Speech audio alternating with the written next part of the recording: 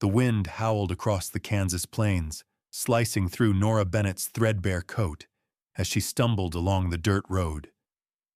Behind her, the farmhouse lights flickered like the last pulse of a dying heart. Her father's shout still echoed, "Don't you dare come back here!" And the slam of the door felt like the crack of a rifle. The carpetbag in her trembling hands was all she owned. Snow began to fall, thin and sharp as glass, clinging to her lashes. She couldn't feel her fingers anymore, but she kept walking, drawn toward the distant whistle of a train she could barely see. She didn't know where it led, only that it was away. Hope you enjoyed this story. Leave a like and share your thoughts in the comments. We'd love to hear where you're watching from. Now, let's continue with the story. The night was cruelly silent after the storm of voices inside that farmhouse. Nora's parents had made their verdict as if reading a sentence aloud in church. "You're not staying here, Nora. We're done." Her father's eyes, once gentle, had hardened into stone. Her mother stood behind him, arms crossed, mouth a thin, tight line. They didn't even look at her, only through her, as though she were already gone. "Thomas is dead," Nora had whispered, her voice cracking. "I have nowhere else to go." "That's not our fault," her mother replied sharply. "You brought shame to this family. People say you worked him to death. Say your weight broke his back." The words struck harder than the cold wind outside. Nora had felt her knees weaken. "He died of fever," she tried to say, but no one listened. Her father shoved a ticket into her hands. "There's a train leaving for the Wyoming Territory. It's for mail-order brides. You'll find work there, maybe a kitchen that'll take you. But you are not staying here." Then came the sound, the one she'd never forget, the heavy wooden door slamming shut behind her.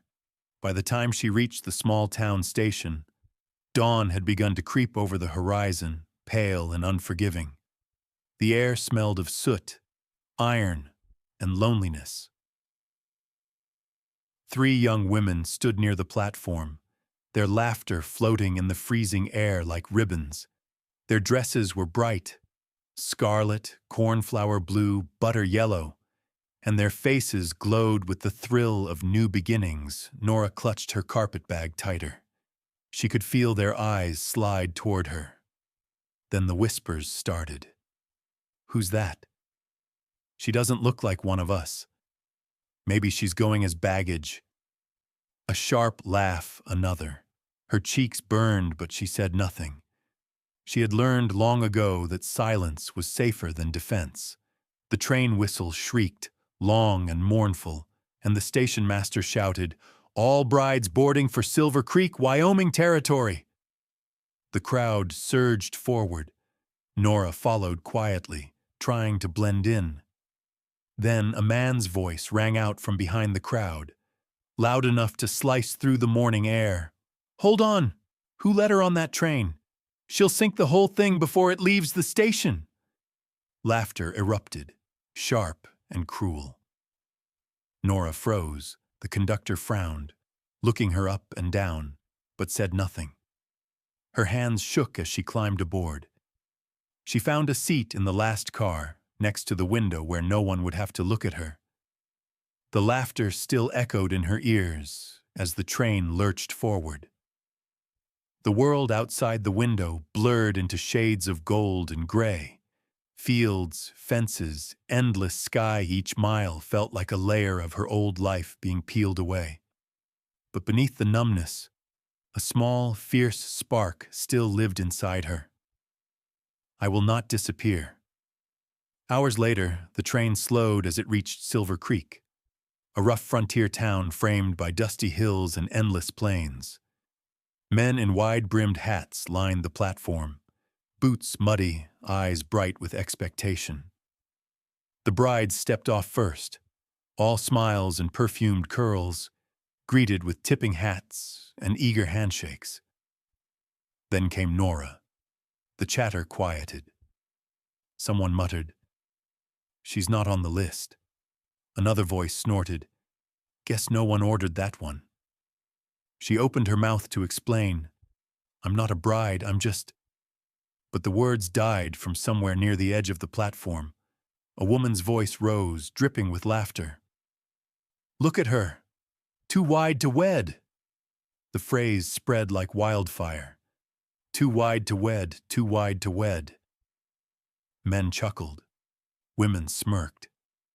Even the station master looked away, embarrassed for her. Nora took a step back toward the train. Maybe she could ride to the next town, find work elsewhere, anywhere. Her throat tightened, and then two small voices cut through the noise. "We want this one, Daddy." The crowd turned. Two little girls, twins, no more than 6, stood at the edge of the platform in matching blue dresses and worn brown boots. Their hair, the color of prairie wheat, bounced as they ran straight to Nora. "She looks like the mama in our storybook," said the first, eyes wide and certain. "Please, Daddy." The second pleaded, gripping Nora's skirt. "We want her." The air went still. From behind them, a tall figure stepped forward. A cowboy, broad-shouldered and quiet, his face shadowed beneath the brim of his hat. Dust clung to his boots, the kind of dust that never really leaves a man who's worked the land too long.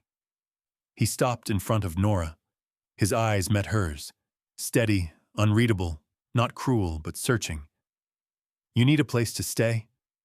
His voice was low, rough like gravel. Nora's mouth opened, but no sound came. I was going to—" "Simple question," he interrupted. "You need a place or not?" She swallowed hard. "Yes." He nodded once. "Then you'll come with us?" The station master gawked. "Ethan, sir, you can't just—" But the cowboy, Ethan Cole, didn't look back. "My girls made their choice." The twins giggled, pulling on Nora's hands as if the matter were already settled. Behind them, whispers erupted again. "He's lost his mind. She'll eat him out of house and home. Poor man's desperate." Nora's legs trembled, but she followed. The cowboy's stride was long, sure he didn't speak again as he led them toward the waiting wagon.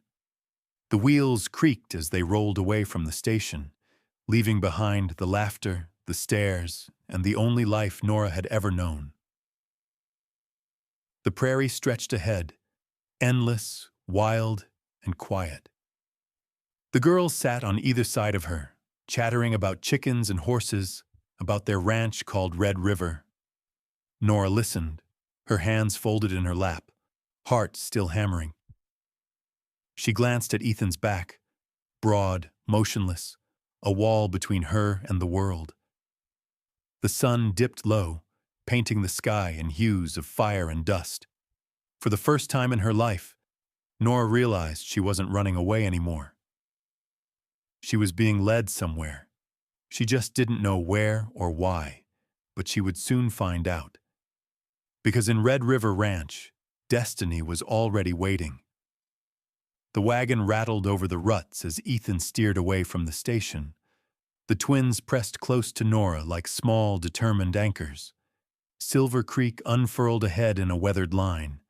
Church spire, livery, feed store, the squat square of the jailhouse, and Clara Holt's general store with its bright red sign and squeaky swinging door.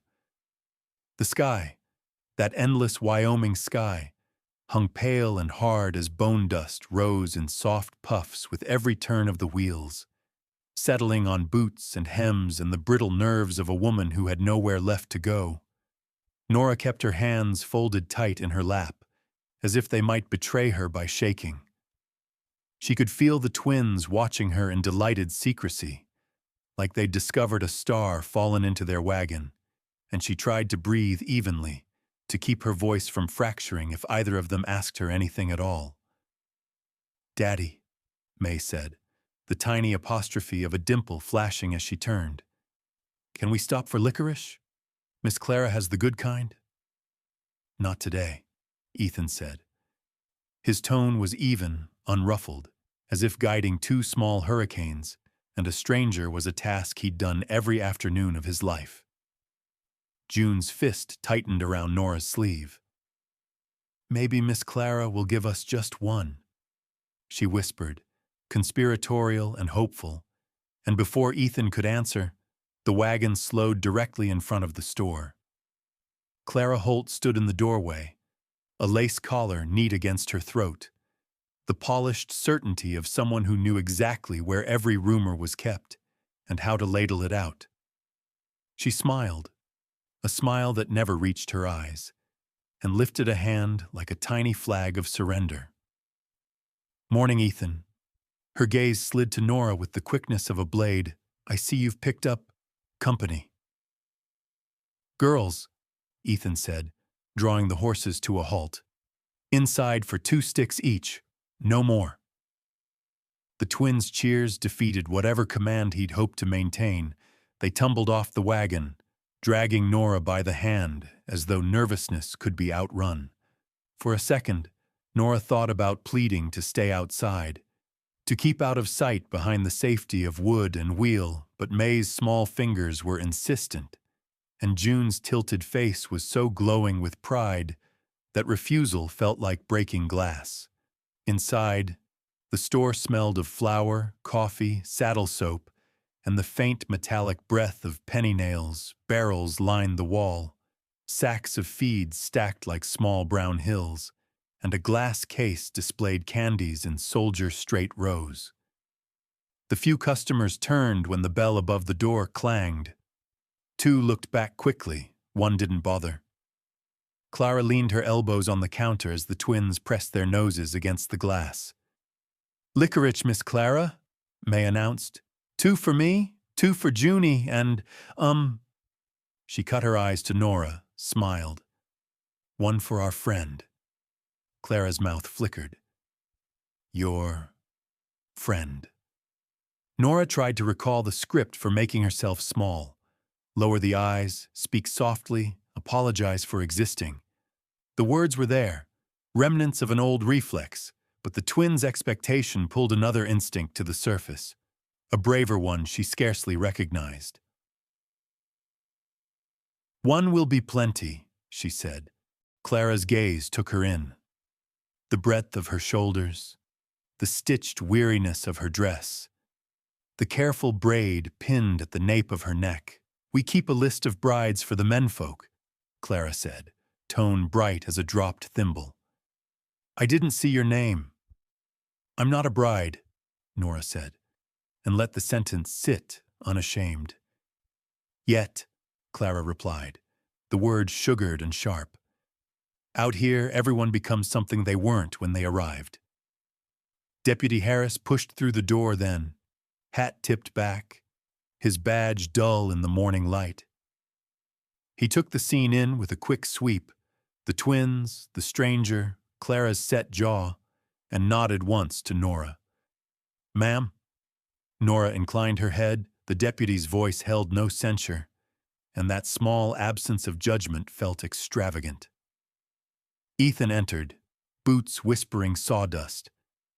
He stood a respectful distance from the counter, his presence at once quiet and filling the room. "Clara," he said, "sack of flour, coffee, salt, and licorice for the girls?"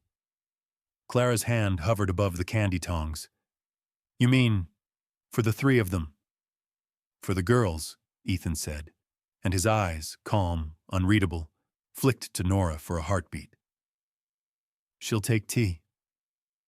The smallest smile rose at the corner of Deputy Harris's mouth. He turned to a nail bin and pretended to be busy.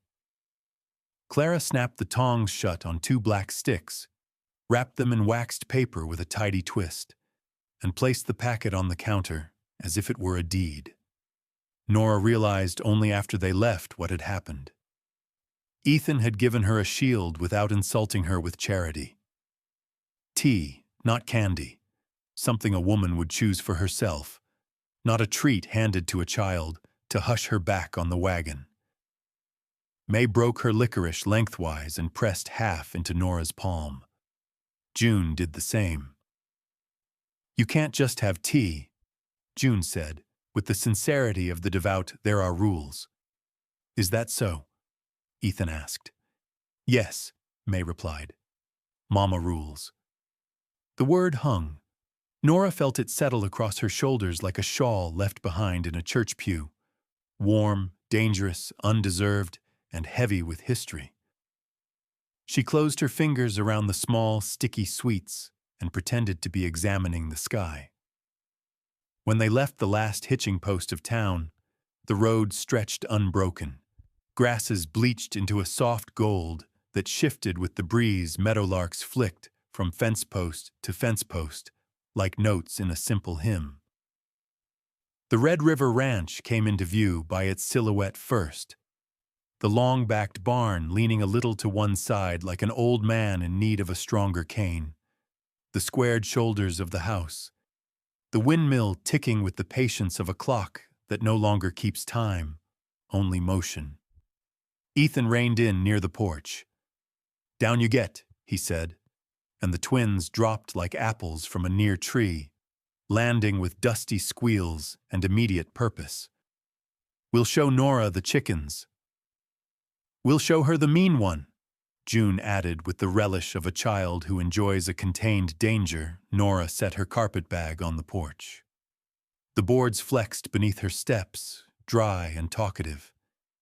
Inside smelled like what she had smelled her whole life. Men who work. The corners they are too tired to see. The chores that accumulate in grief's blind spot. A shirt draped over a chair. A coffee cup with a ring the color of old wheat.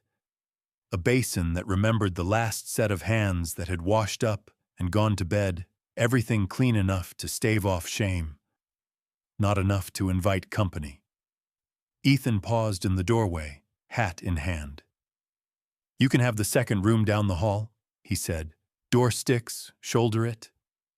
He waited a second more, as if searching for a word that would not be a promise and not a dismissal. "We eat at 6. "I can cook," Nora said. She hadn't meant to. It leapt from her like a frightened thing, and once it was in the air, she could not call it back.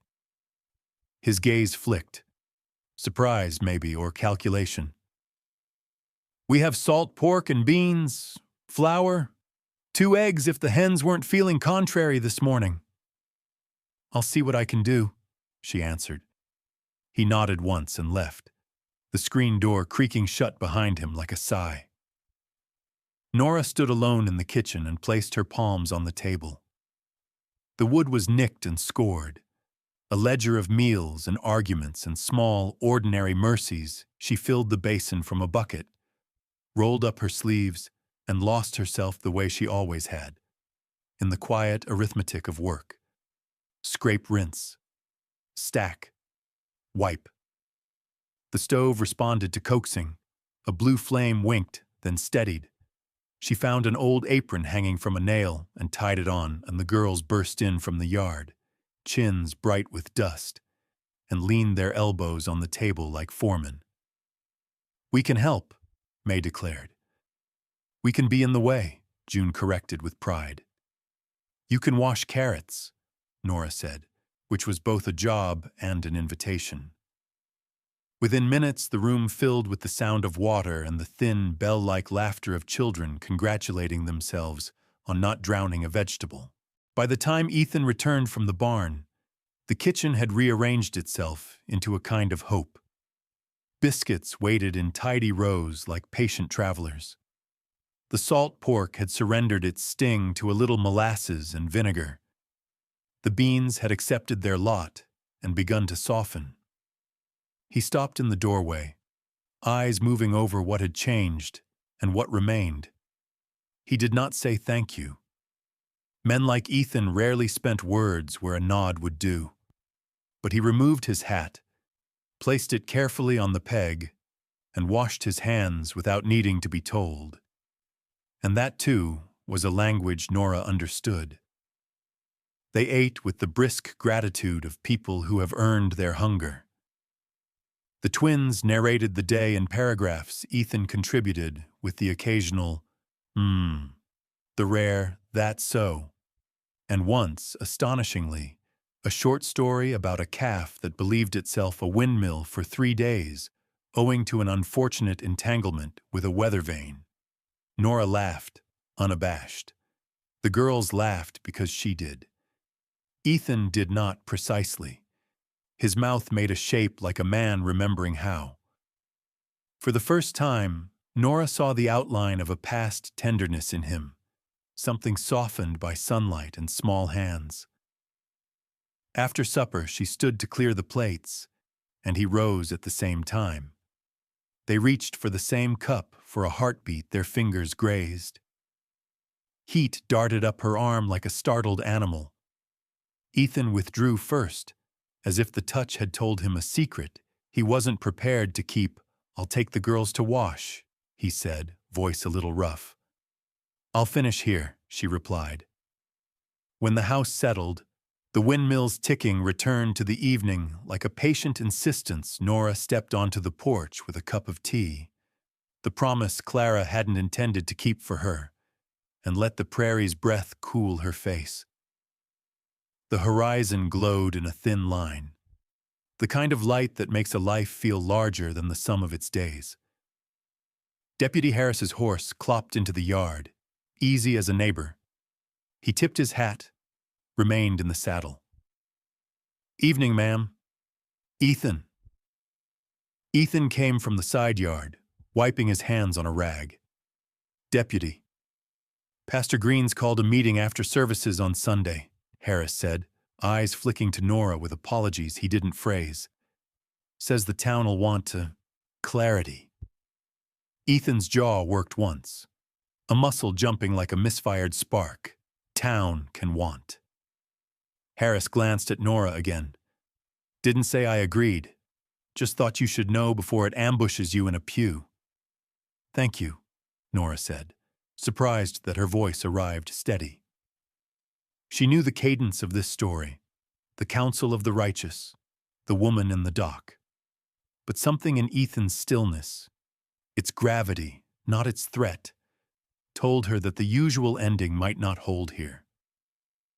When the deputy rode off, dusk settled more fully. The twins appeared in the doorway in clean nightgowns, hair damp, eyes bright. "Story?" May asked. June's fingers were already knitting together in anticipation. Ethan hesitated, as if to ask permission in a home that was technically his. Nora sat on the porch step and patted the place beside her. "I know one," she said, "about a little weed that thought it was a flower." "Did it get picked?" June asked, startled.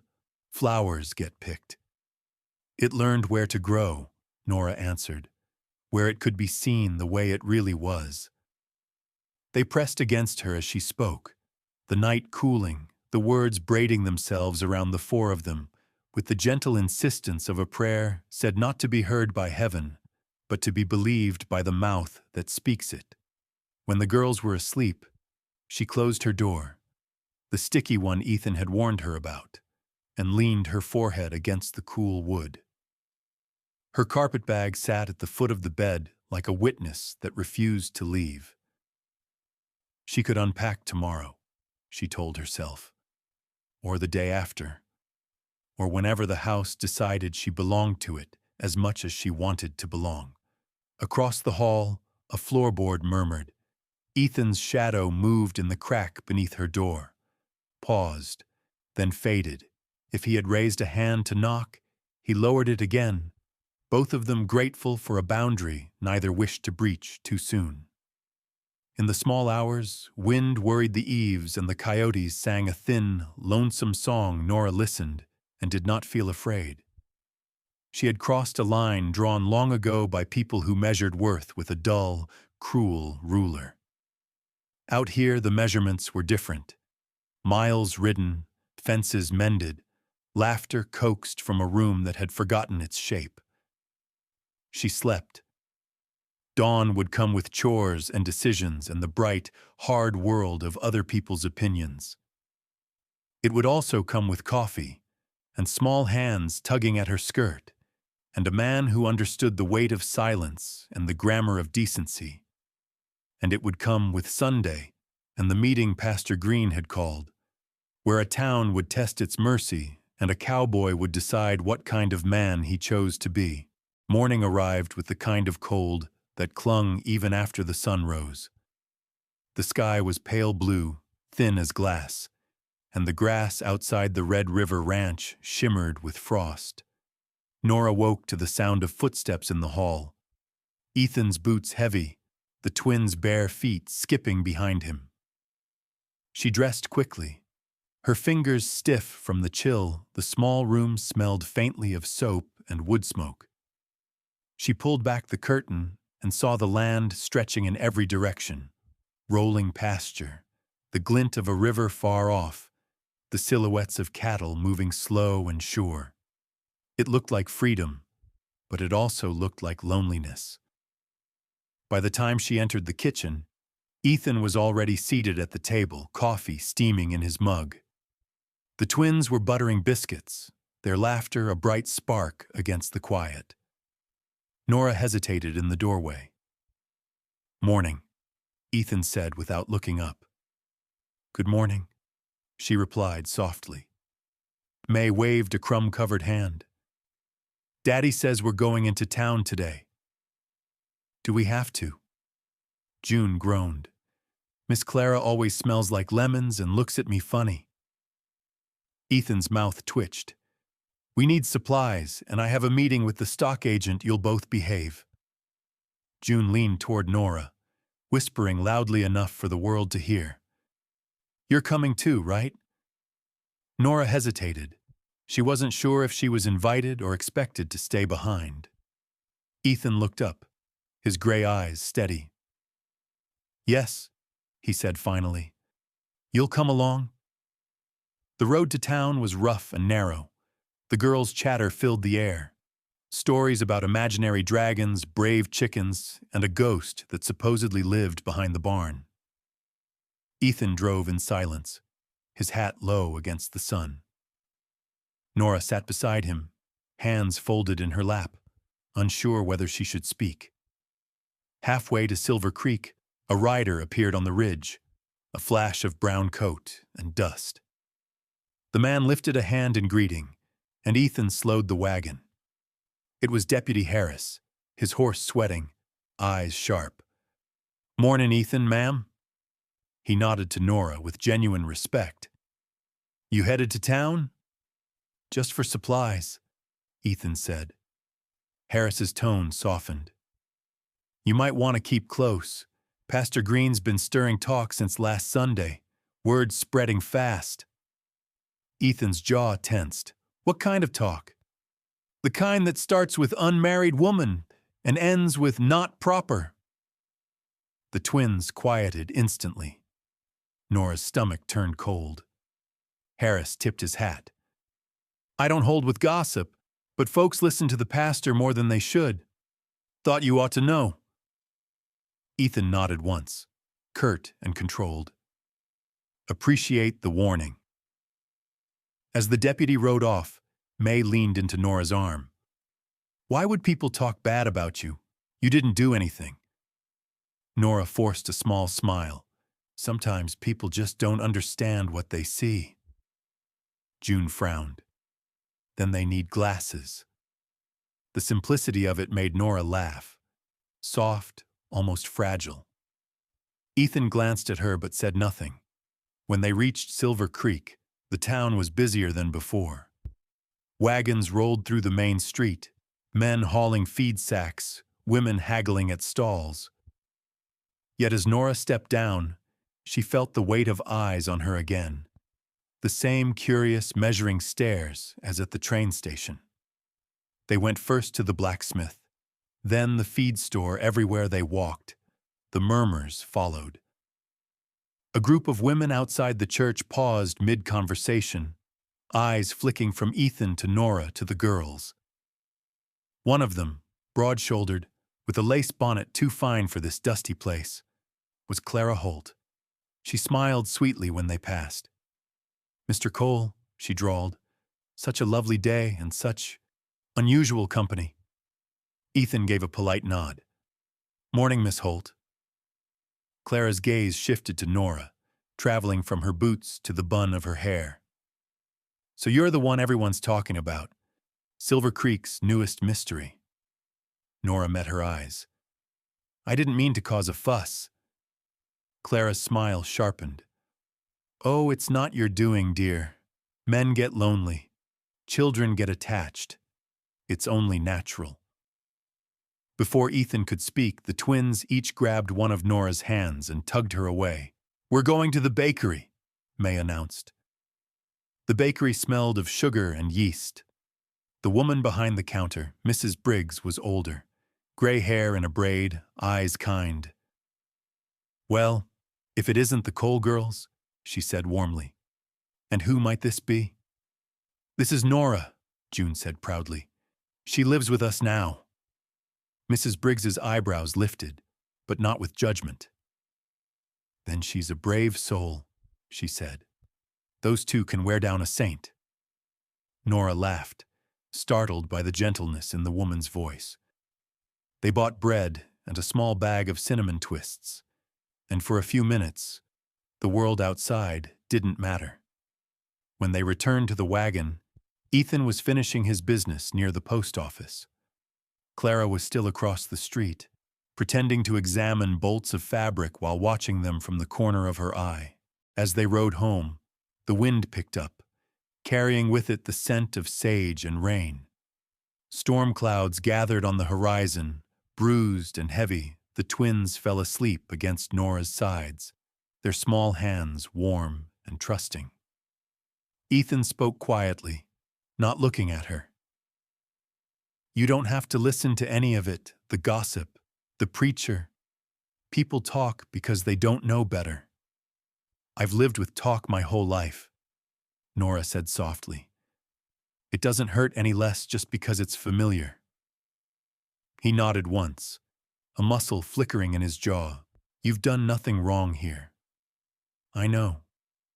She hesitated, then added, but sometimes being different is enough. They rode the rest of the way in silence. The storm followed at a distance, grumbling over the plains. By late afternoon, the Red River Ranch glowed in a strange light, half dusk, half gold. Nora helped the twins down and carried the bread into the kitchen.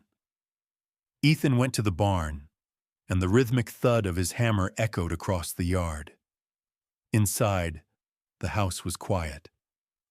Nora stood by the window, watching the sky darken. The world felt vast, indifferent. Yet in that small kitchen, the warmth of the twins' laughter still lingered like the faint echo of music. When the door opened, she turned. Ethan stood there, hat in hand, shoulders streaked with dust. Storm's heading our way, he said. I'll need help with the cattle if it hits hard. I can help, Nora said without hesitation. He looked at her, measuring, perhaps remembering the woman who had arrived trembling and uncertain. Then he nodded. All right. Outside, thunder rumbled closer. The twins peeked from behind the doorway, wide-eyed but smiling. Can we watch? May asked. Inside, Ethan said firmly. Both of you. Nora touched the girl's hair, smoothing it back. Don't worry, we'll be back soon. As she stepped out into the wind, the first drops of rain struck her face, cold and sharp. She pulled her shawl tight, following Ethan toward the pasture. The storm was coming fast now, the sky rolling, dark as iron. She could smell the electricity in the air, feel it tremble through the ground. Ethan shouted something she couldn't hear over the wind, and together they ran toward the herd. The thunder cracked like a gunshot. Cattle bellowed, shifting nervously. Nora's heart pounded as she waded into the chaos, voice steady and calm. Easy! Easy now! Ethan turned, shouting over the storm. Stay close! She did. Rain lashed their faces, and lightning carved the sky open. The ranch seemed to breathe, alive, fierce, and full of danger. And somewhere inside her fear, a strange calm bloomed. She was part of this now, not a guest, not an intruder. Just someone fighting beside them to keep the world from breaking. The storm would rage through the night, and by dawn, everything in Silver Creek, hearts, fences, and old certainties, would look different. Rain hammered the land all through the night. The Red River Ranch groaned beneath the weight of it, shutters banging, wind howling through the cracks. The world outside washed into a single furious sound. By dawn, the storm was spent, leaving behind a bruised sky and puddles that mirrored the clouds. The air smelled of wet earth and smoke, heavy and clean. Nora stepped onto the porch, her dress still damp, her muscles aching from the night's labor. The fields were littered with broken branches and splintered fences, but the herd had survived. Ethan stood near the barn, hat low over his eyes, hands resting on his hips as he surveyed the damage. He turned when he saw her. "You shouldn't be up yet." "I've never been one to rest while there's work to do." A flicker, approval maybe, crossed his face. He nodded toward the yard. "I'll handle the fences. The girls will be hungry soon." She smiled faintly. "Then we both have our work cut out." Inside, the twins were stirring under their quilts. Their cheeks were flushed, hair tangled, but their laughter returned the moment Nora entered with the morning light. "Did we help last night?" May asked sleepily. "You helped by staying safe," Nora said, smoothing their blankets. "And you'll help more by eating every bite of breakfast." June giggled. "Even the porridge?" "Especially the porridge." By the time Ethan came in, the kitchen was warm and alive again. The smell of coffee filled the room, and the twins' chatter bounced off the walls like sunlight. He paused in the doorway, eyes sweeping over the neat table, the simmering pot, the woman moving quietly between stove and counter. Nora looked up. "Coffee's fresh." He accepted a mug. "You didn't have to." "I wanted to," she said simply. That silenced him more than any protest could have. For a while, they ate in easy rhythm. The twins told wild tales about dragons made of thunder and cows that could talk if you listened hard enough. When they finally ran outside, chasing puddles, silence returned, comfortable but fragile. Ethan set his cup down. "You did good work last night." "So did you." He hesitated, then said quietly, "Most folks wouldn't have stood their ground in a storm like that, especially for someone else's kids." "They're not someone else's," Nora said before she could stop herself. Her voice softened. "Not really." Ethan's gaze met hers, steady, unreadable. For a long heartbeat, neither spoke. Then he rose, adjusting his hat. "The town will be talking." "They already were," she said. His jaw tightened. "Let them. They weren't here." He left before she could answer. Later that morning, she gathered the girls and headed into town. The wagon creaked along the muddy road, wheels cutting deep tracks through the softened earth. The storm had done its share of damage, trees down, rooftops torn. But the townsfolk were already out sweeping, patching, rebuilding. Life went on, but so did the whispers. As Nora stepped off the wagon near the general store, she felt the hush roll through the street. Conversations faltered. A few eyes darted away, pretending not to look. Others didn't bother hiding their judgment. Clara Holt stood outside her shop, arms folded, her pristine apron untouched by the storm. "Well, look who survived the tempest," she said sweetly. "You and Ethan make quite the team, don't you?" Nora kept her tone calm. "We took care of what needed doing." Clara's smile sharpened. "That's one way to put it. Folks say he risked his life for you." Folks like to say things. They do, Clara agreed. And when the pastor speaks this Sunday, they'll say a lot more. You might want to consider your position here, Mrs. She paused, savoring the word. Oh, right, Miss Bennett. Nora's throat tightened, but she refused to look away. Thank you for your concern, Miss Holt. Ethan's voice cut through the air behind her. That's enough, Clara. Clara's eyes widened just slightly, but she recovered fast. I only meant to offer advice, Ethan. A man with 2 young girls should be careful who he lets under his roof. He stepped closer, his tone calm but cold. My girls are fine, my house is fine, and anyone who says otherwise can come say it to my face. Clara's painted smile wavered. Of course, she said, retreating inside her store. The silence she left behind was heavier than any argument. Nora turned to Ethan, heart pounding. You didn't have to do that. Yeah, he said. I did. The twins came running from the bakery with sticky fingers and smiles. We got extra rolls, May shouted. Mrs. Briggs says they're for you, Nora. Nora accepted the small bag, her chest tightening. The old woman across the street waved kindly from her doorway. Not everyone judged. Some simply watched and understood. Ethan loaded the wagon, the muscles in his jaw still tense as they rode home. The air between them felt changed. Not softer, but clearer. Why did you stand up for me? Nora asked finally. He didn't look at her. Because it was the right thing to do. That's not usually reason enough for most people. I'm not most people. They fell silent again, but this time it wasn't uncomfortable. The storm had stripped the world bare, and in its wake, something steadier was taking root. As they neared the ranch, Ethan glanced at the horizon. Pastor Green's holding a meeting after church tomorrow, he said quietly. He'll have something to say. About me. About us. Nora nodded slowly. She wasn't sure whether to feel dread or defiance. Maybe both. When they reached the house, the twins jumped down and raced toward the barn. The sun broke through the clouds at last, turning the wet earth into a mirror of light. Nora looked toward Ethan. Whatever happens tomorrow, thank you. He tipped his hat slightly.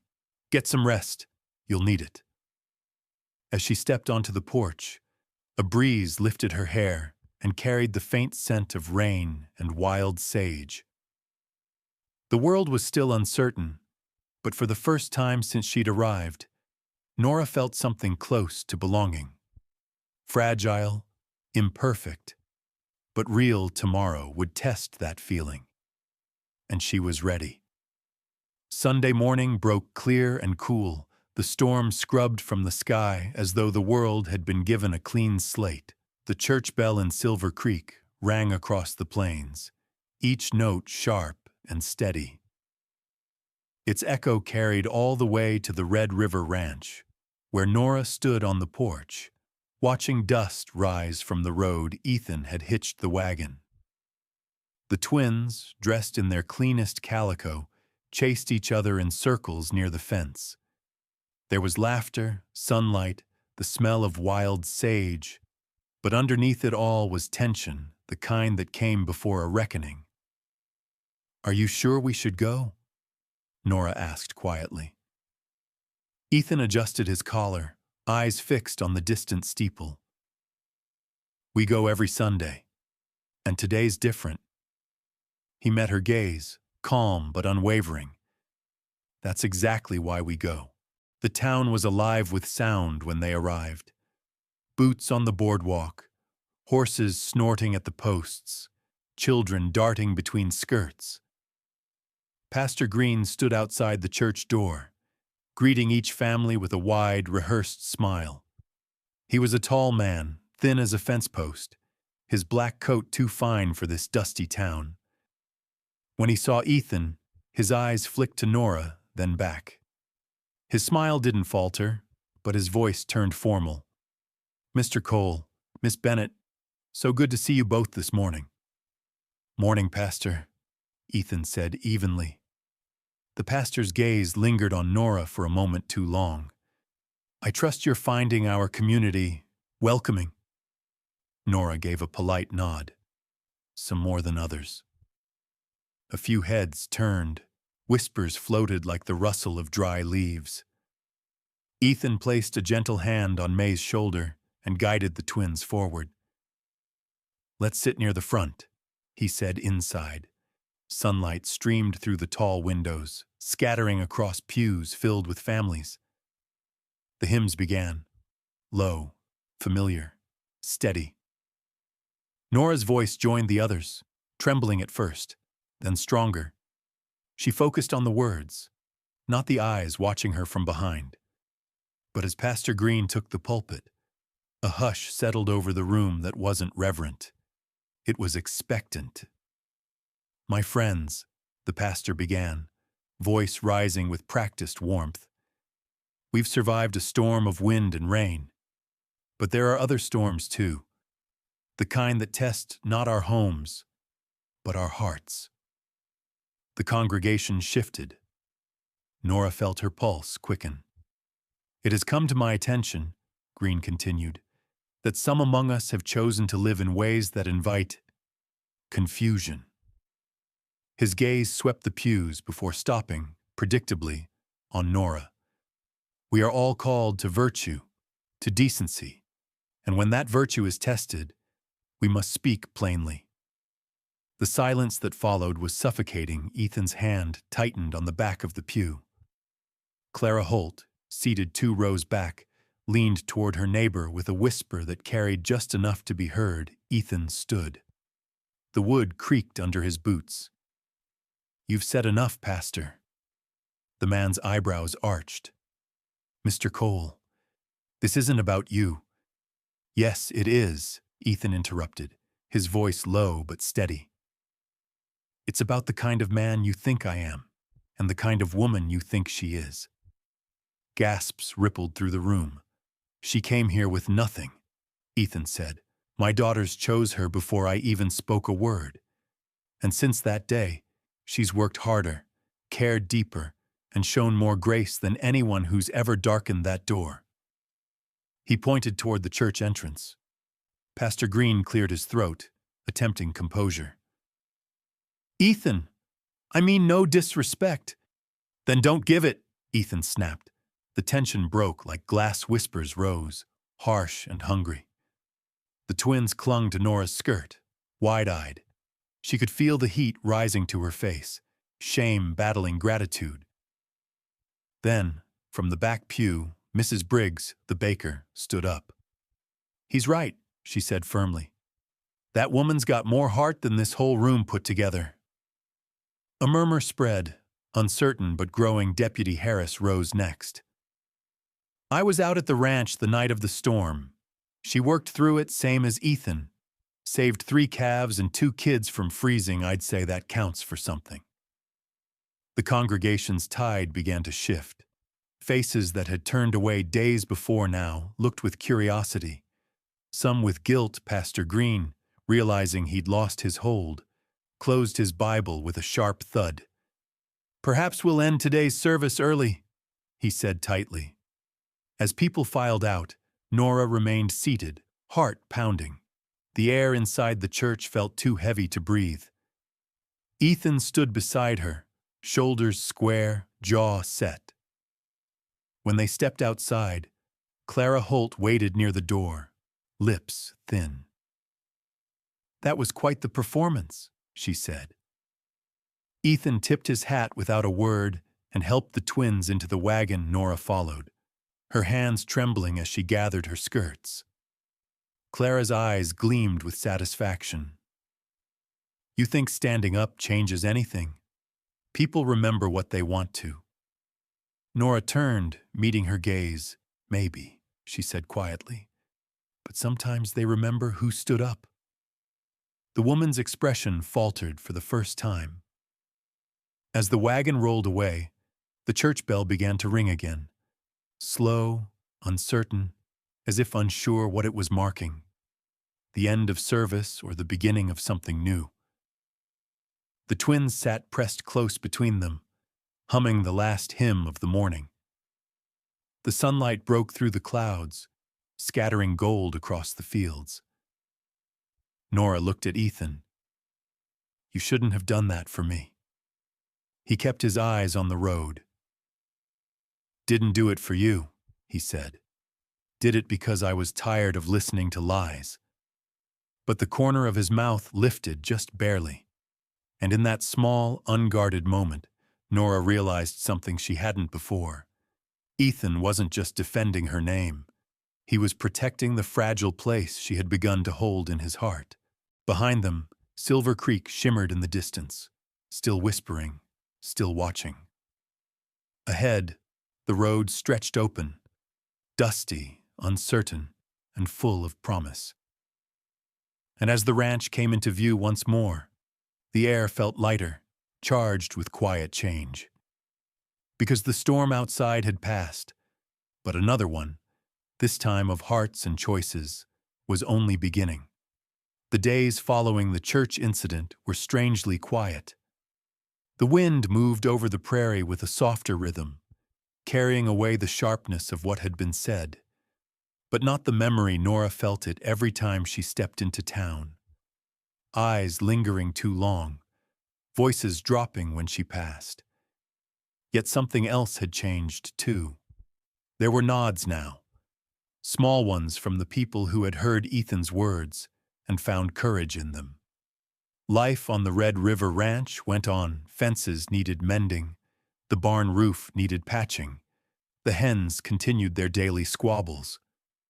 Routine had its mercy. It left little room for thinking one late afternoon. Nora stood in the yard hanging laundry.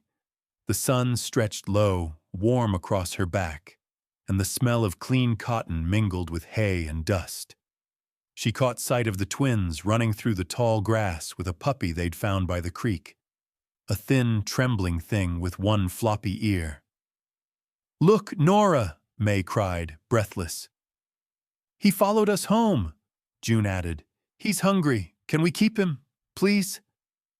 Nora knelt, stroking the little creature's head. "He's skin and bones," she murmured.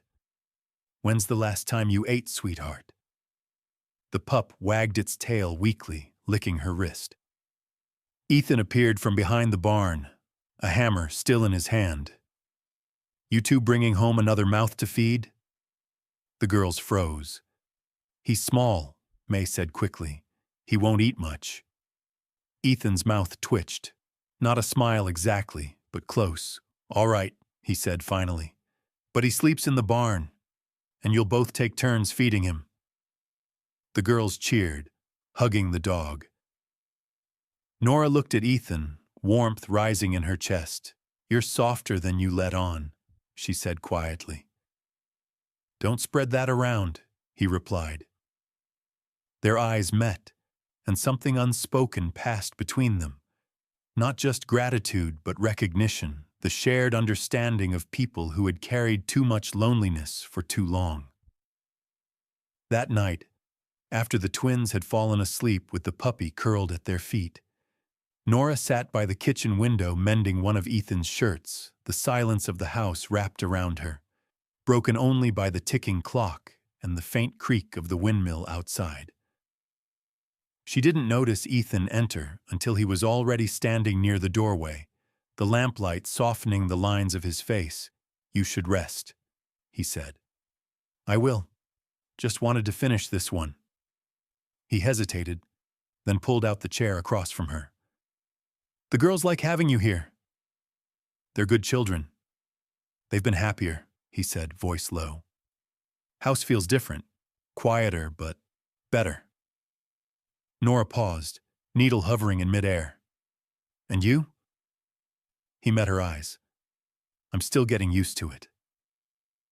Her heart beat faster, though she tried to keep her tone steady. "To me being here?" "To not expecting the worst," he said. "That's a habit that's hard to break." For a moment, neither spoke. The lamplight flickered outside. A coyote called across the plains. Lonely, distant. Ethan leaned back in his chair. "I heard from Harris this morning. Pastor Green's not done stirring trouble. Said he's planning to bring it before the town council."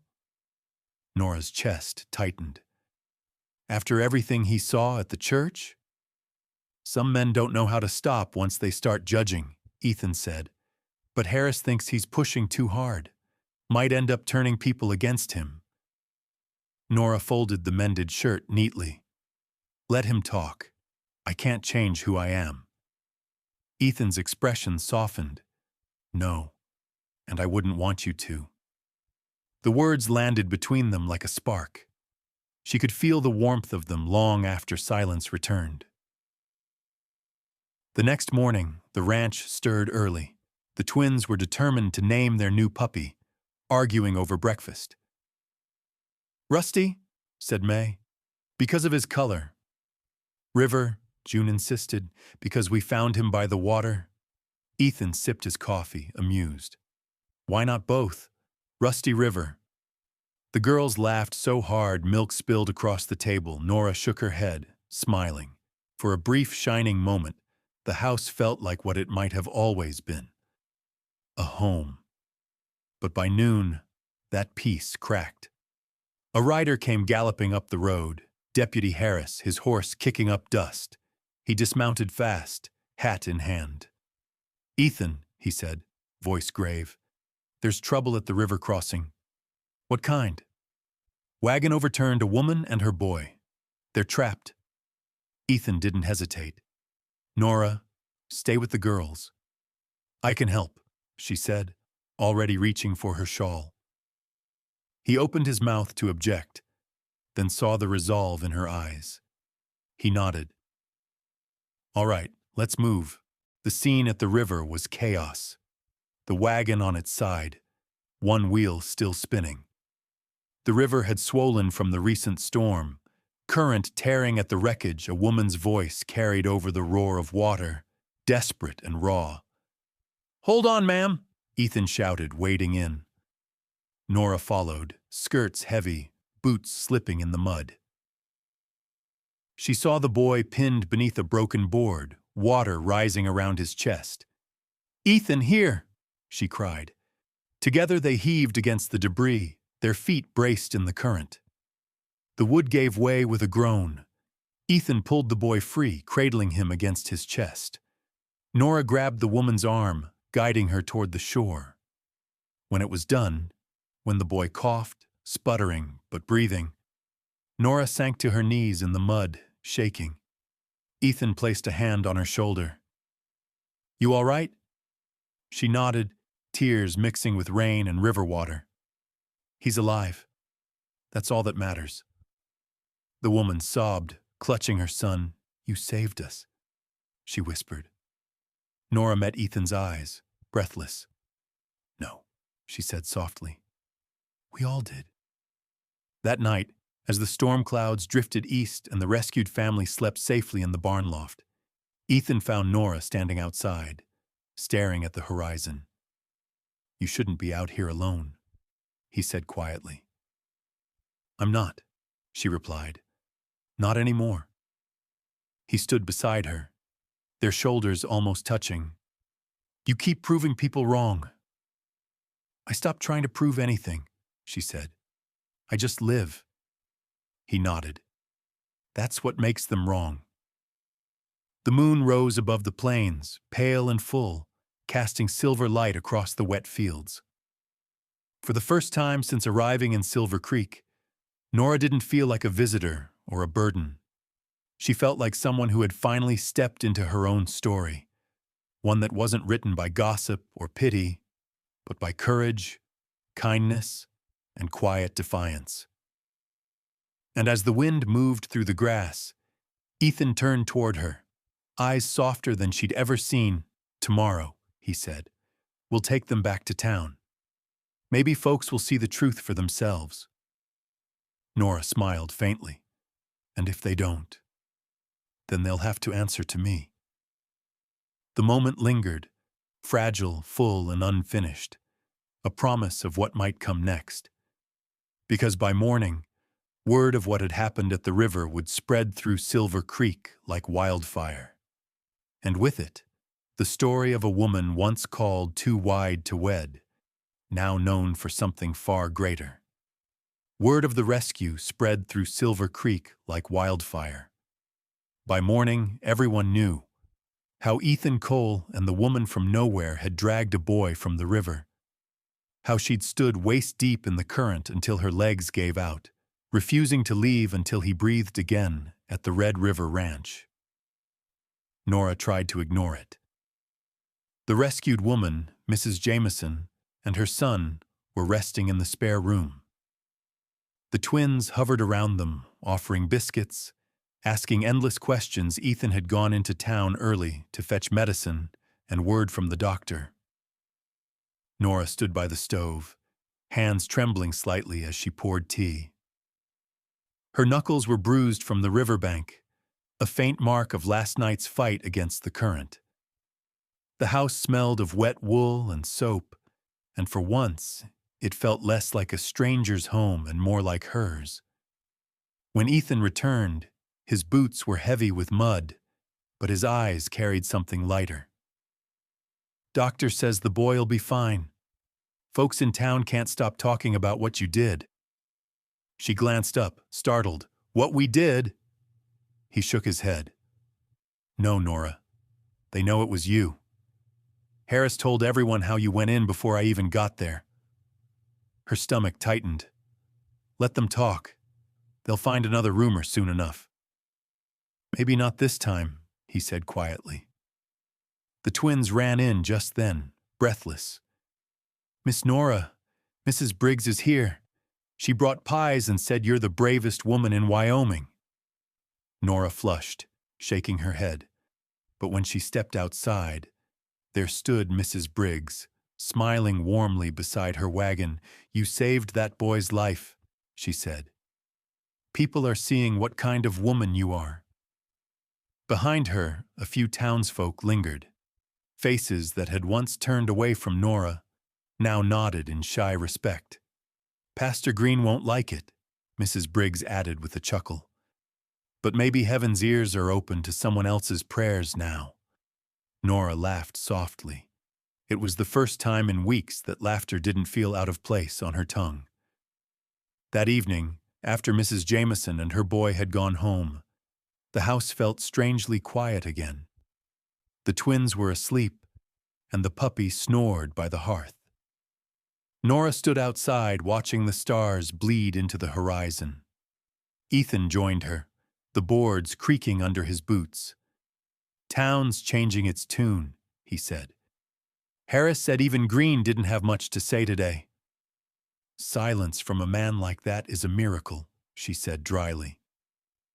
He smiled, just barely, but it reached his eyes. "They're starting to see you the way the girls do." "And how's that?" "Like someone who belongs here." The words caught her off guard. She turned to look at him, the night air cool on her skin. "You think I do?" Ethan hesitated. "I think this place feels more like home when you're in it." Something fluttered in her chest. Hope, fragile and dangerous. That sounds like a confession. He looked down, thumb tracing the brim of his hat. Maybe it is. The wind shifted somewhere in the dark. A coyote called. Before Nora could answer, hoofbeats echoed from the distance.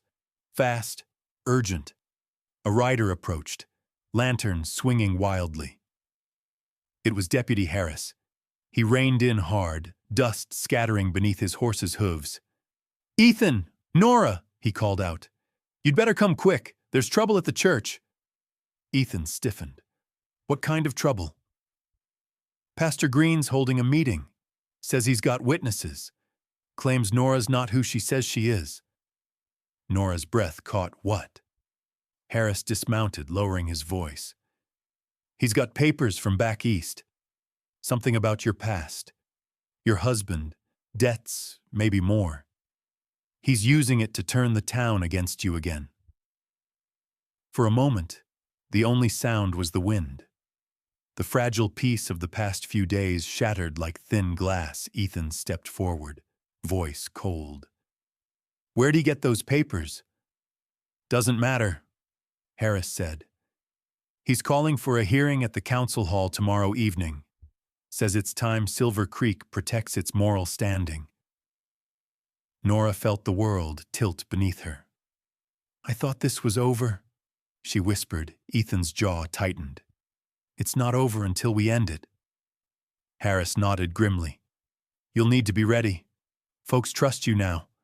But green's loud, and loud's dangerous in a crowd."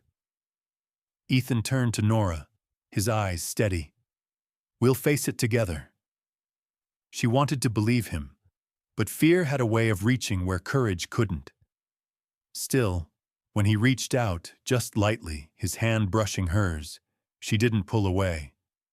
"Thank you," she said quietly, "for not asking what's true and what isn't." He shook his head. "I don't need to ask. I already know who you are." Harris looked between them, then nodded once and mounted his horse again. "Sunset tomorrow," he said before riding off into the dark. The sound of hooves faded, leaving only the whisper of wind through the grass. Nora stared toward the horizon, her heart heavy but resolved. She had run from her past once before, and it had chased her across miles of rail and dust to find her again. This time, she wouldn't run. Ethan stood beside her, silent but certain, the weight of tomorrow hanging between them, and under the endless Wyoming sky, as the lantern light flickered in the window behind them. Nora made a quiet promise. To herself, to the man beside her, and to the two little girls sleeping soundly inside. Whatever waited in that church tomorrow, she would face it. Not as the woman they whispered about, not as the stranger who didn't belong, but as Nora Bennett, strong, unbroken, and no longer afraid to stand in her own truth. The storm of words was coming, but she had weathered worse, and this time, she would not be washed away. The next day dawned overcast, as if the sky itself knew what awaited.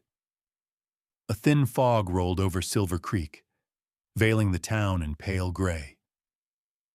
The church bell didn't ring that morning. The silence was heavier than its sound would have been. At Red River Ranch, Nora could hardly eat. Her hands shook as she buttoned her dress, the same one she'd worn on the train weeks ago. It was faded now, patched at the hem, but clean. She wanted to face whatever lay ahead with dignity. Ethan waited by the wagon. His face was unreadable, carved with the same stoicism she'd come to know. The twins hovered nearby, their small faces pale and uncertain. "Do you have to go, Miss Nora?" May asked, clutching her hand. "I do, sweetheart," Nora said softly, kneeling so their eyes met. "Sometimes we have to stand up, even when we're scared." June's lip trembled. "But what if they're mean again?" "Then I'll remember who I'm fighting for," Nora said, glancing at Ethan. "You too? And this family." Ethan helped her up. "You're not fighting alone."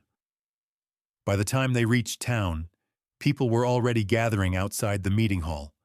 Ranchers, shopkeepers, wives in Sunday dresses, men still dusted from the fields. The air buzzed with curiosity and quiet malice. Pastor Green stood at the steps, clutching a stack of papers like scripture. His black coat gleamed against the pale morning, his eyes sharp beneath the brim of his hat. Clara Holt was beside him, lips pressed into a smug smile. As Nora stepped down from the wagon, the murmurs began. "That's her, the widow from back east. They say she left debts, or worse." Ethan's presence at her side quieted some of it.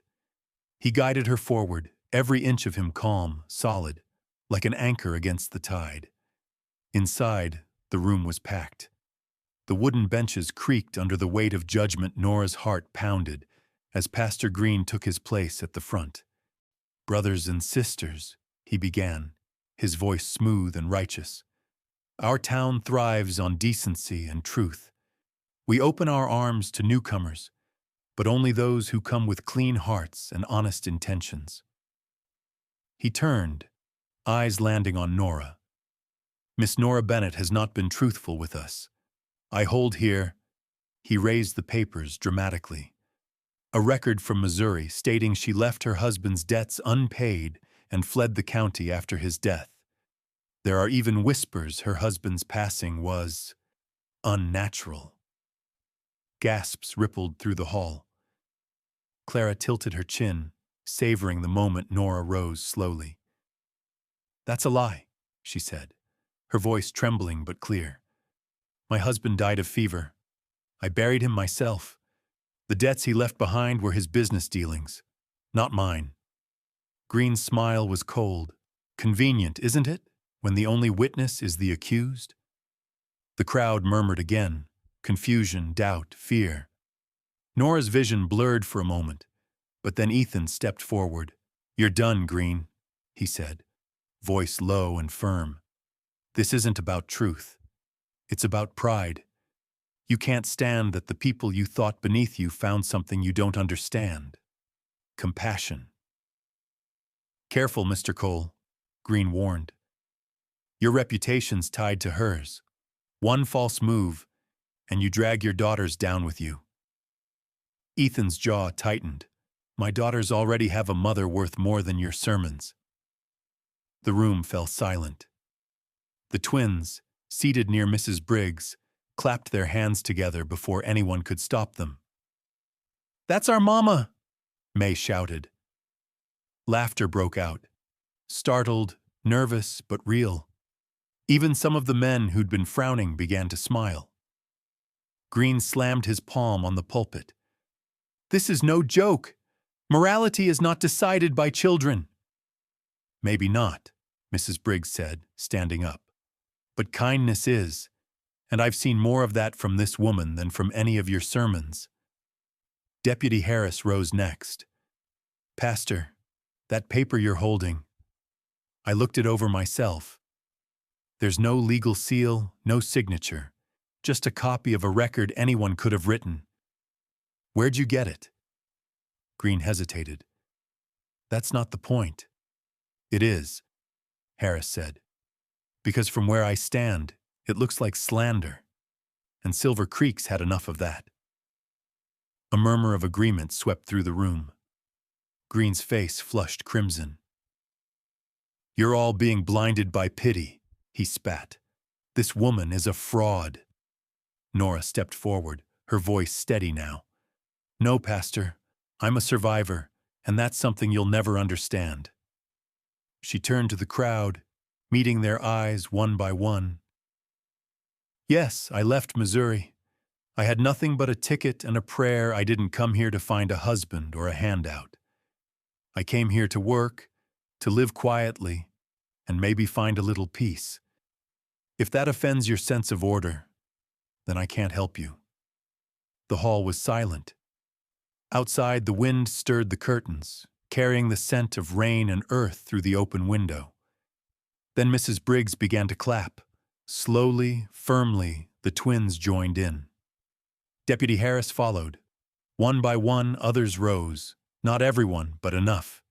Enough to matter. Green stood frozen. Realizing he'd lost them, Ethan turned to him. You should leave, Pastor, before your words poison anyone else. The man glared at him, then at Nora. This isn't over, he hissed. But as he stormed out, Clara at his heels, it was over. The air felt lighter. The tension snapped like a string that had been stretched too long. Nora sank onto a bench, trembling. Ethan knelt beside her. You all right? She nodded, eyes wet but bright. I don't think I've ever been more so. Harris tipped his hat. You've got a place here now, ma'am. Don't let anyone tell you different. As the townsfolk began to leave, the twins rushed to her side, their small hands gripping hers. We told you, Miss Nora, June said, grinning through missing teeth. "You're our mama now." Nora's heart swelled. She looked toward Ethan, his steady presence, his quiet strength, and something deep inside her finally settled. Outside, sunlight broke through the clouds, spilling across the street in golden streaks. Silver Creek, for once, felt like home. But not all storms end cleanly. As they left the hall, a shadow lingered in the alley. Pastor Green watching them with eyes that burned. The battle for Nora's place might have been won, but the war for peace had only just begun. The following days felt almost unreal. The town that had once whispered behind closed doors now greeted Nora with nods and warm smiles. Mrs. Briggs left fresh bread on the porch. The blacksmith tipped his hat when she passed by. Even Clara Holt, after a few days of silence, offered a stiff but civil greeting when they crossed paths at the general store. It should have been peace. But peace, Nora had learned, was fragile. And there was still something in the air that hadn't settled. Ethan noticed it too. He said little, but his eyes kept scanning the horizon, watchful and guarded. "Green's quiet," he said one evening, pouring coffee after supper. "Too quiet." Nora didn't answer right away. The twins were on the floor, playing with Rusty River. The puppy, whose tail now wagged like a metronome of joy, the warmth of the fire softened the room. And for the first time, the Red River Ranch felt completely alive. "He'll try again," Nora said finally, eyes on the flames. "Men like him always do. They think if they shout long enough, the world will sound like their voice." Ethan nodded. Let him shout. The town's made up its mind. She wanted to believe him, but that night, she dreamt of the river. Not the calm, silver one outside town, but the one from her past. The muddy flood that had taken her husband. The shouting men. The papers she'd been forced to sign, and the shame that followed her like a shadow across state lines. When she woke, the dawn light spilled pale and cold through the window. Ethan was already outside, mending the corral fence. She watched him from the porch, his movements steady, precise. A man who fixed things, and not just wood and nails. She made coffee, stepped outside, and handed him a cup. "You ever get tired of fixing everything?" she asked. He took a sip, smiling faintly. "No one else is going to do it." Nora looked at the open land, endless and wild, like a promise that refused to break. "Maybe some things don't need fixing," she said softly. Ethan glanced at her, but before he could answer, the sound of hooves broke the calm. A rider approached fast, dust trailing behind him. Deputy Harris. He dismounted near the gate, urgency written all over his face. "Ethan, Nora? We've got a problem. Pastor Green didn't leave town after all. He's been meeting folks at the old mill by the creek, talking about starting his own congregation." Ethan frowned. "Let him start a church if he wants." Harris hesitated. "That's not all. He's been telling people the council was wrong. That you, Ethan, bribed them to protect Nora. He's saying he's got proof." Nora felt the chill run down her spine. "Proof? Of what?" "Letters," Harris said. "Supposedly written by you, confessing you ran off with another man's money before coming here." Ethan's expression darkened. "That's a lie." "Of course it is," Harris said quickly. "But Green's good at making lies sound holy. He's holding another meeting tonight. Says it's about cleansing the town's conscience." Ethan slammed his hat down. "He's not getting away with that." "I'll be there," Harris said. "But you should come too, both of you. If you don't show, it'll look like you've got something to hide." Nora met Ethan's gaze. "We'll go." By sunset, The old mill was crowded. Lanterns swung from the rafters, throwing jagged shadows on the walls. The air was thick with tension and sawdust. Pastor Green stood near the front, papers in hand, his voice rising like thunder in the close space. "Silver Creek has been led astray," he declared. "We've welcomed sin into our midst and called it mercy, but mercy without truth is corruption." The crowd murmured, uneasy but listening. Then he held up a bundle of yellowed pages. "Here is her confession. Nora Bennett, the so-called widow, the liar who deceived us all." A wave of shock swept through the room. Nora's heart pounded. Ethan's hand went instinctively to her back, steadying her.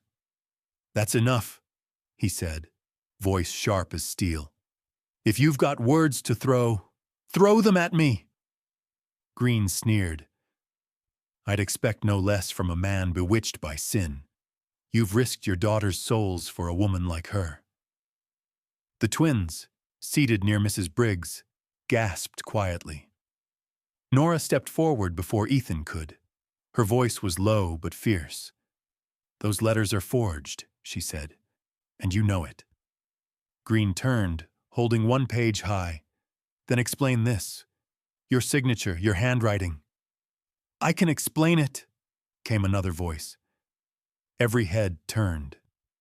Mrs. Jameson, the woman Nora had rescued from the river, stepped through the crowd. Her hair was tied back, her dress still worn but neat. "I used to work at the courthouse in Missouri," she said clearly. "I saw your name on documents just like these. After you left, they were copied by the same man who owed your husband money. He tried to shift the debt onto you after he died." Gasps rippled through the crowd again. This time not against Nora, but for her Green's face went pale. "You lie." "No," Mrs. Jameson said.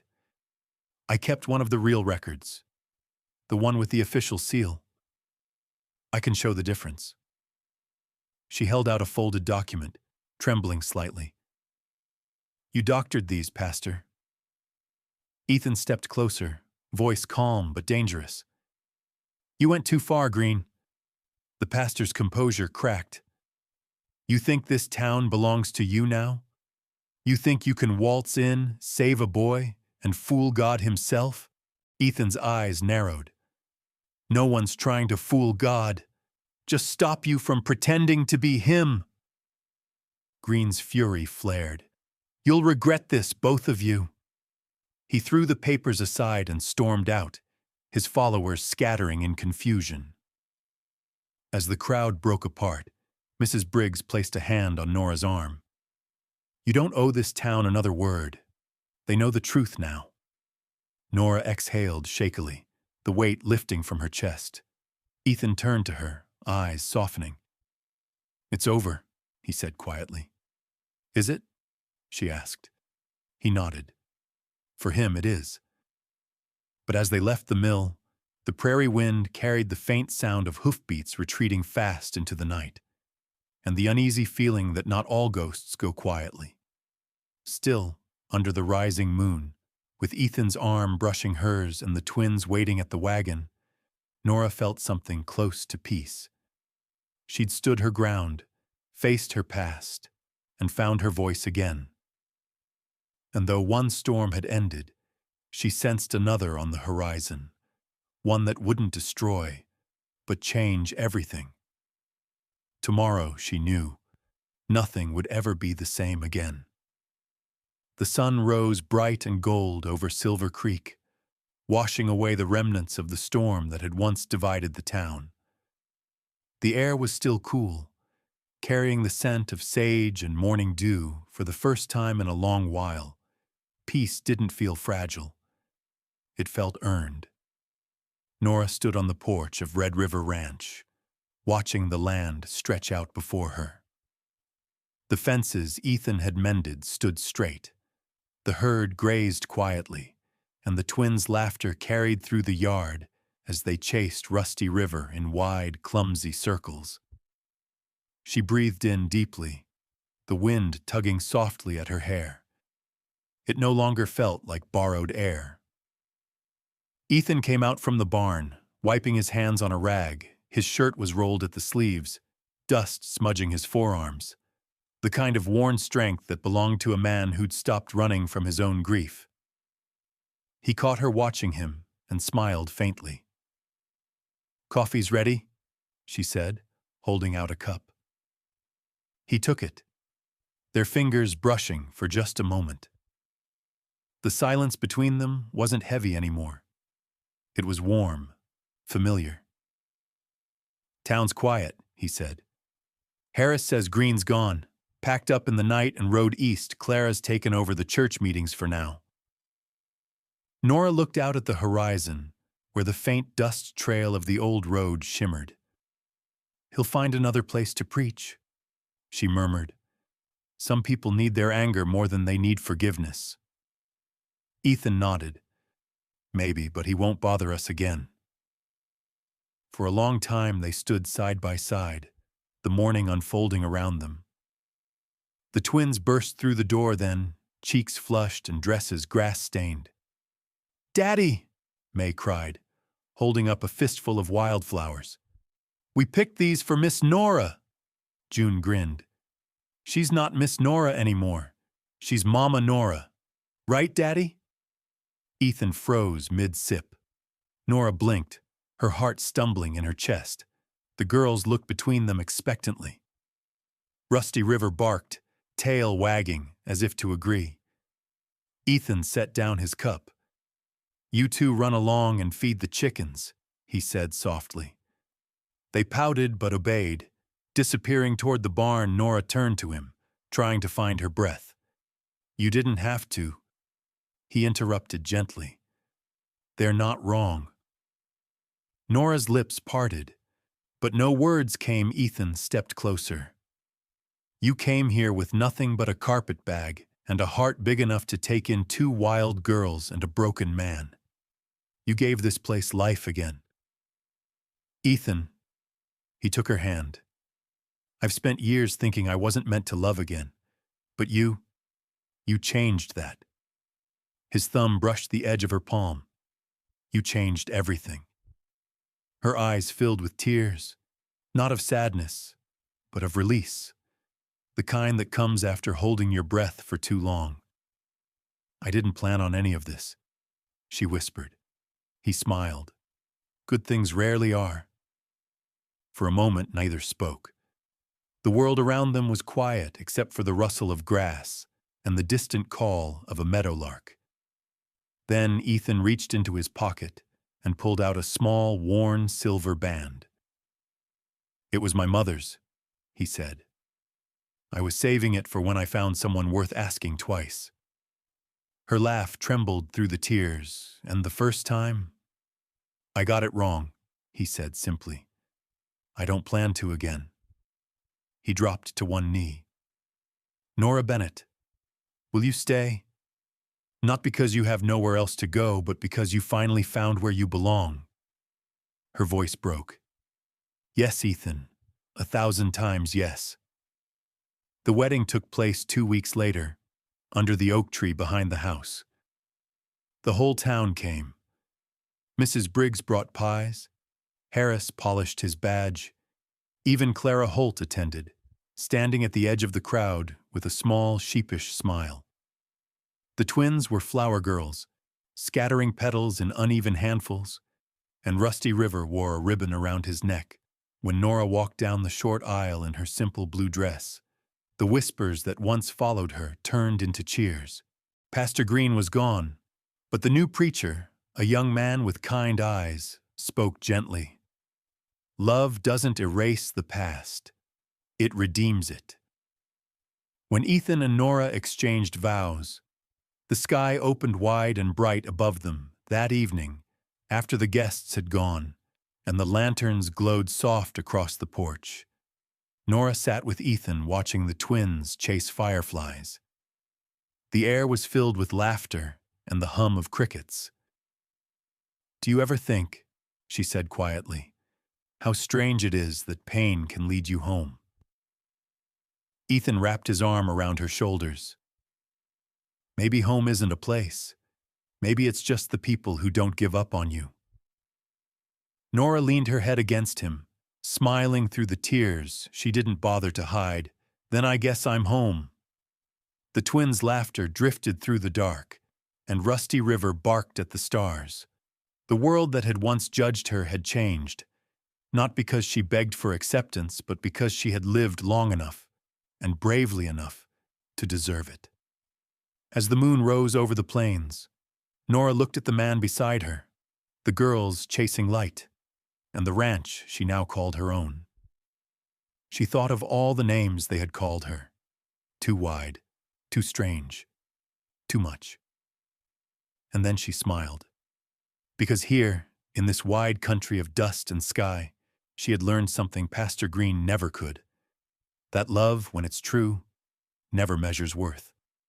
It simply sees it and keeps it forever. I hope you enjoyed this story. Subscribe to my channel so you don't miss touching stories, leave a like, and then comment below what you thought of the emotional stories. See you in the next video.